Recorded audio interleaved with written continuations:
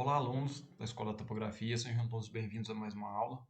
E nessa aula a gente vai estar falando sobre outro tipo de mapa, como construir mapas quantitativos ou graduados. Então, nesse tipo de mapa, a gente vai utilizar um processo parecido com o da aula passada, só que nesse mapa a gente vai estar utilizando dados, no caso, numéricos. Na aula passada, a gente utilizou dados, né, que têm características de textos, que eram os dados qualitativos. Dessa vez, vamos usar números, quantidade, né, utilizado aí para representar a quantidade, seja lá de população, índices como, por exemplo, o IDH, que é o Índice de Desenvolvimento Humano, tem ele tanto para municipal quanto, né, do país ou dos estados. Então, a gente vai estar clicando aqui sobre a nossa camada de interesse, que nesse caso aqui é a nossa camada, arquivo de saída, que a gente utilizou nas aulas passadas, onde aqui na sua tabela de atributos tem o código do município, o nome do município, a sigla, a área em quilômetros e a população. Nesse mapa, a gente vai criar um mapa quantitativo, representando aqui a quantidade de pessoas, né, por município, onde a gente vai poder identificar depois facilmente quais são os municípios mais populosos e os menos populosos. Então, para isso, a gente vai clicar aqui sobre a camada, clicar no item Propriedades, e aqui agora a gente vai estar selecionando aqui o tipo de simbologia, símbolo graduado. Então pronto, foi aberto para mim essa tela, onde eu vou estar clicando aqui no valor e selecionando população, porque eu quero representar, né, a população, e aqui eu vou clicar sobre a população. Percebam que aqui o tipo, né, do meu dado é inteiro, né, números inteiros. O local onde tem, por exemplo, um número 1.2 é que significa que ele é um número real, ou seja, um número que contém vírgula, ou um número decimal. Nesse caso aqui, vamos indicar população. Outra característica desse símbolo graduado é que eu não consigo trabalhar nele com dados qualitativos. Então, eu não consigo, através desse tipo de graduação, estar utilizando ali camadas que tenham textos, né? Os seus valores, né, na verdade, sejam textos. Agora, eu tenho aqui os formatos do símbolo. Eu já vou estar pulando para essa tela aqui, que vai ser onde a gente vai estar mais usando. Primeiro aqui, o QGIS oferece para a gente diversos tipos de representação de dados. Vai ser através do desvio padrão, escala logarítmica, o quartil, intervalos iguais, quebra natural, que é o polinômio Jenks, e quebras suaves. Nesse caso aqui, eu vou estar utilizando intervalos iguais. Ou seja, o QGIS já calculou aqui automaticamente. Ele pegou aqui o menor valor, que é 766, da menor cidade de Minas Gerais, e pegou aqui também o valor de 2,5 milhões, mais ou menos, né? Que diz respeito à cidade de Belo Horizonte, que é a maior cidade do estado. Eu já posso estar clicando aqui, por exemplo, para aplicar.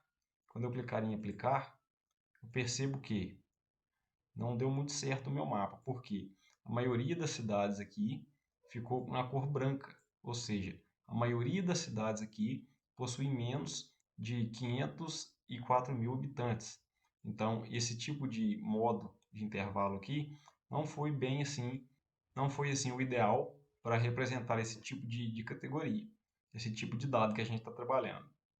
Outra coisa importante aqui é o seguinte: eu vou estar desligando esse ligar limites das camadas. Por quê? Porque quando eu clico, deixo ele selecionado aqui em ligar limites da camada, suponhamos que eu tenho uma cidade com 30 mil habitantes. E o meu intervalo de uma camada para outra seja justamente os 30 mil habitantes. Então, o que acontece? Suponhamos que nessa camada branca aqui, o intervalo maior dela fosse 30 mil, e nessa outra camada aqui, na camada de baixo, começasse de 30 mil a 100 mil, por exemplo. De 0 a 30 mil e de 30 mil a 100 mil. Acontece que o município, que tem exatamente 30 mil habitantes, ele estaria contido tanto na primeira classe quanto na segunda classe da minha classificação. Aí geraria, para mim, informações inconsistentes no meu gráfico, porque não é ideal, né, que a cidade esteja representada em duas camadas diferentes. Então, eu vou estar tirando aqui a seleção das minhas classes e estar aqui trabalhando agora no seguinte: Eu posso deixar aqui o intervalo igual a mesma coisa, só que agora eu posso estar utilizando, clicando aqui sobre os valores e estar alterando esses valores. Eu criei aqui de forma manual mesmo, 5 classes aqui, que de forma meio que aleatória para a gente estar representando. Nessa primeira classe, a gente vai colocar cidades com valor de população de 0 a 20 mil habitantes. Ok, então de 0 a 20 mil. Na segunda, a gente vai estar colocando de 20.001 a 50 mil. Ok, de 20.001 a 50 mil. Na terceira classe aqui, a gente vai estar colocando de 50.001 a 200 mil. Ok. Na terceira, a gente vai estar colocando de 200.001 a 500 mil. Pronto. Na última aqui, a gente vai estar colocando de 500.001 a o valor superior, que é o valor total aqui, porque eu não tenho a cidade com mais de 2.500.000, no caso. Então, eu vou clicar aqui em OK. Pronto.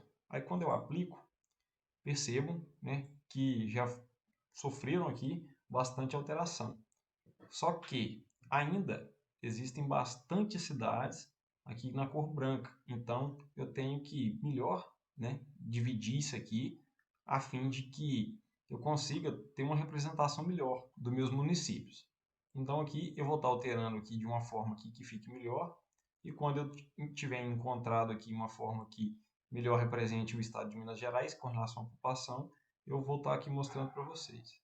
Que eu encontrei essa combinação de intervalos aqui que ficou bacana, ficou bem interessante. Eu utilizei de 0 a 10 mil, de 10 a 30, de 30 a 150, de 150 a 300, de 300 a 2 milhões e 500 mil, que é o valor da população da maior cidade de Minas Gerais, que no caso Belo Horizonte. Aqui agora eu posso estar alterando esses valores da minha legenda para que eles fiquem assim melhor, né, visualizados. Eu vou estar alterando aqui esse valor aqui e colocando aqui 2.600.000. Aplicar, pronto. Percebam aqui que quando eu altero a legenda, eu não mexo aqui no meu valor. E quando eu mexo no valor, eu altero automaticamente a minha legenda. Então eu clico aqui em aplicar, clico em OK, e aqui está representado as minhas cidades de Minas Gerais conforme a população, né, classificado conforme a minha população. Esse tipo de mapa ele é bastante utilizado para quando eu tenho que representar um grande número de dados numéricos com relação a algum fenômeno que eu queira representar. Nesse caso, eu escolhi aqui representar a população, que é o número inteiro. Porém, eu preciso ter uma certa atenção de como que comporta o meu numeral, né, a ser representado. Como, por exemplo, o IDH, que é o Índice de Desenvolvimento Humano. Ele vai de 0 a 1, onde 0 é a classe mais baixa de IDH e 1 é a classe ideal, né, o maior valor de IDH. Então, eu preciso ter essa noção de como que o meu dado comporta para que, suponhamos que eu queira representar o IDH, sabendo que ele vai de 0 a 1, e lá no meu caso, tem uma tabela lá, um dado na minha tabela, que está com o valor, por exemplo, de 2. Então, isso não existe, porque o IDH vai de 0 a 1. Pode ser alguma inconsistência nos dados ou algum erro de digitação mesmo, lá na minha tabela de atributos, que atrapalha aí, né, a minha análise dos dados. Isso vale também para outros fenômenos, como, por exemplo, você queira representar algum fenômeno estatístico, que varia ali, é um intervalo próprio de cada dado estatístico a ser representado. Então, você tem que ficar aí de olho nesses dados, você interprete e produza o seu mapa da forma correta. Então, outro caso aqui, por exemplo, suponhamos que eu tenha uma cidade com 0 habitantes no meu mapa. Então, isso não existe, né? Se tem 0 habitantes, que não tem cidade. Então, eu preciso aí ficar ligado nesses detalhes para que eu consiga aí interpretar e realizar, né? Fazer um bom mapa. Então é isso, pessoal. Essa foi a nossa aula. Foi uma aula bem tranquila, uma aula bem simples. Caso vocês tenham alguma dificuldade com relação a algum tipo de classificação que foi falado nessa aula, nas aulas passadas, entre em contato com a gente que a gente vai estar respondendo. Então é isso. Obrigado pela atenção de vocês e espero vocês para a próxima aula.